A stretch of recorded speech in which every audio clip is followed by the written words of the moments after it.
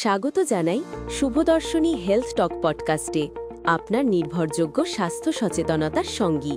এই অনুষ্ঠানে আমরা নিয়ে আসি শুভদর্শনী হাসপাতালের বিশেষজ্ঞ চিকিৎসকদের সঙ্গে মূল্যবান আলোচনা। আজ আমাদের সঙ্গে রয়েছেন ডাক্তার সর্বাণী মণ্ডল, আমাদের অভিজ্ঞ স্ত্রী রোগ বিশেষজ্ঞ। তিনি কথা বলবেন মহিলাদের স্বাস্থ্য, শুভদর্শনী হাসপাতালের আধুনিক গাইনিকোলজি পরিষেবা এবং আরও কিছু গুরুত্বপূর্ণ বিষয় নিয়ে, যা প্রতিটি মহিলারই জানা প্রয়োজন। তাহলে চলুন শুরু করি আমাদের সুস্থতা ও সচেতনতার এই যাত্রা। Hello, I am Dr. Sarbani Mandal. I am practicing currently in Shubhadarshini Hospital, Raniganj, that is situated in Mashra. This hospital is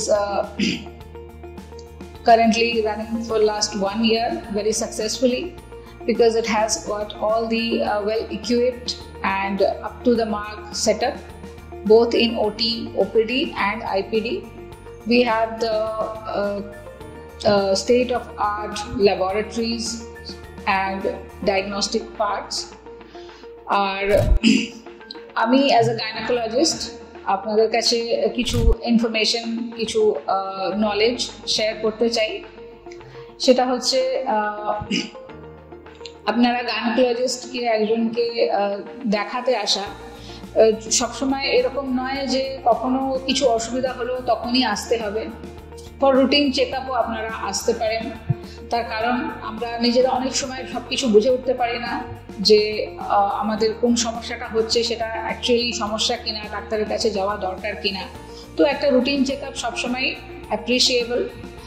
যেমন কিনা অ্যাডোলেসেন্ট এজ গ্রুপের মেয়েদের, স্পেশালি মেয়েদের, যেটা কিনা ধরুন 12 বছর থেকে 13, 14, 15 এরকম বয়সের মেয়েদের এখন একটা ভ্যাকসিনেশন, এইচপিভি ভ্যাকসিনেশন যেটাকে বলা হয়, এই ভ্যাকসিনেশনটা খুব প্রয়োজনীয় হয়ে পড়েছে। সেইগুলোর জন্য পরামর্শ নেওয়ার জন্য আপনারা আসতে পারেন, কিংবা একটা রুটিন হেলথ ক্লাব একটা টাইম টু টাইম বেসিসে সেটা সবসময়ই দরকার হয়। তো একটা মেয়ে যখন তার রিপ্রোডাক্টিভ হেলথ এজে আসছে, সেই সময় তার ফ্যামিলি প্ল্যানিং রিগার্ডিং কোনো প্রবলেম থাকতে পারে, তার প্রেগন্যান্সি রিলেটেড কোনো প্রবলেম থাকতে পারে, সেগুলোর জন্য একটা রুটিন হেলথ চেক আপের তো সবসময় প্রয়োজন আছে।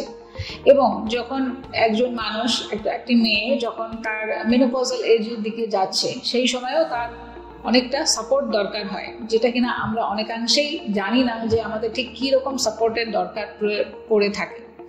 তো তার জন্য আপনারা গাইনোকোলজিস্টের পরামর্শ অবশ্যই নেবেন, অবশ্যই নেওয়া উচিত। আমরা বলে দিতে পারবো আপনাদেরকে যে আপনাদের ঠিক কি করা উচিত, এই সময় কি করা উচিত নয় সেগুলো।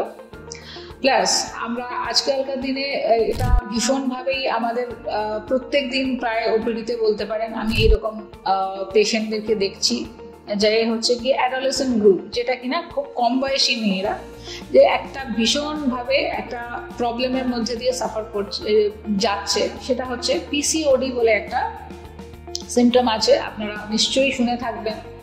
আজকালকার দিনে এতটাই কমন হয়ে গেছে, এবং এই কমন ডিজিজটার পেছনের কারণগুলো কিন্তু খুবই সাধারণ। সেটা হচ্ছে খুব ছোট বয়স থেকে এই প্যাকেটজাত খাবার খাওয়ার অভ্যেস আমাদের।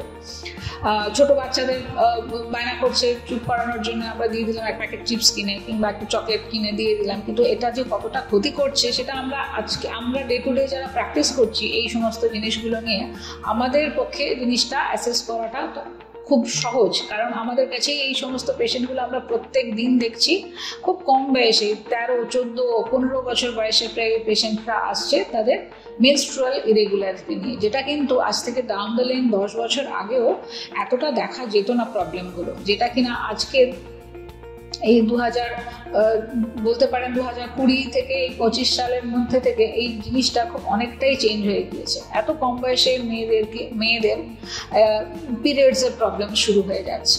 তো সেটা অ্যাড্রেস করার জন্য আমরা অবশ্যই বলতে চাই যে গাইনোকোলজিস্টের পরামর্শ নিন, এবং আমরা এখানে আপনাদেরকে top class facility, top class advice আমরা দিতে পারছি।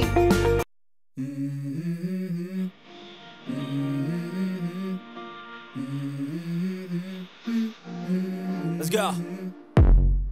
I wake up to a little bit of drool my pillow, feel like it's gonna be a bad day.